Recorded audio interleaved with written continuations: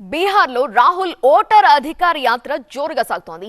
ముజఫర్పూర్లో తన సోదరి ప్రియాంకను బైక్ పై ఎక్కించుకొని ర్యాలీలో పాల్గొన్నారు రాహుల్ గాంధీ. తమిళనాడు ముఖ్యమంత్రి స్టాలిన్ కూడా రాహుల్ యాత్రకు హాజరయ్యారు.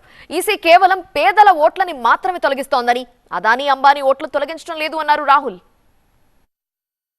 బీహార్లో రాహుల్ గాంధీ ఓటర్ అధికార యాత్ర 11వ రోజుకు చేరుకుంది. రాహుల్ తో పాటు ఆయన సోదరి ప్రియాంక గాంధీ కూడా పాల్గొన్నారు. ముజఫర్పూర్ లో బైక్ ర్యాలీ నిర్వహించారు. తన చెల్లెలు ప్రియాంకను బైక్ పై ఎక్కించుకుని ర్యాలీలో పాల్గొన్నారు రాహుల్. బైక్ ర్యాలీలో తేజస్వి యాదవ్ తో పాటు ఇండి కూటమి నేతలు కూడా పాల్గొన్నారు.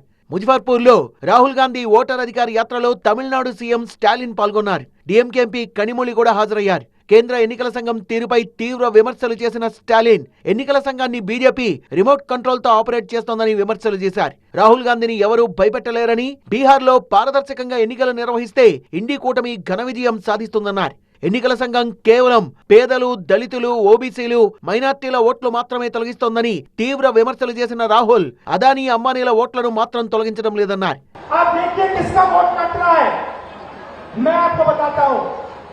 दलितों का वोट कट रहा है,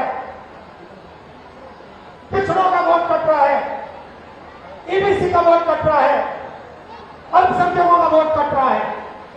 मतलब हिंदुस्तान के गरीब लोगों का वोट कट रहा है।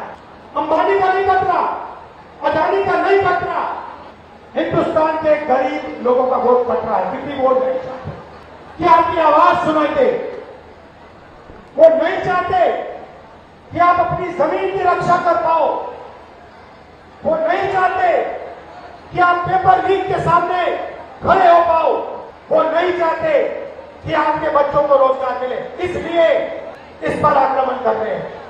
भाइयों बहनों, इसके बिना हिंदुस्तान के गरीबों के पास कुछ नहीं है। जो अधिकार आपको मिले हैं वो इस किताब से मिलते हैं। అయితే రాహుల్ గాంధీ ఆరోపణల్ని బీజేపీ తీవ్రంగా తప్పుపట్టింది. ఓటర్ అధికార యాత్ర పేరుతో బూతులు మాట్లాడడం రాహుల్ కు అలవాటుగా మారిందన్నారు బీజేపీ నేత గౌరవ్ భాటియా. అసలు బీహార్లో ఇండి కూటమి సీఎం అభ్యర్థిని ఎందుకు ప్రకటించడం లేదని ప్రశ్నించారు.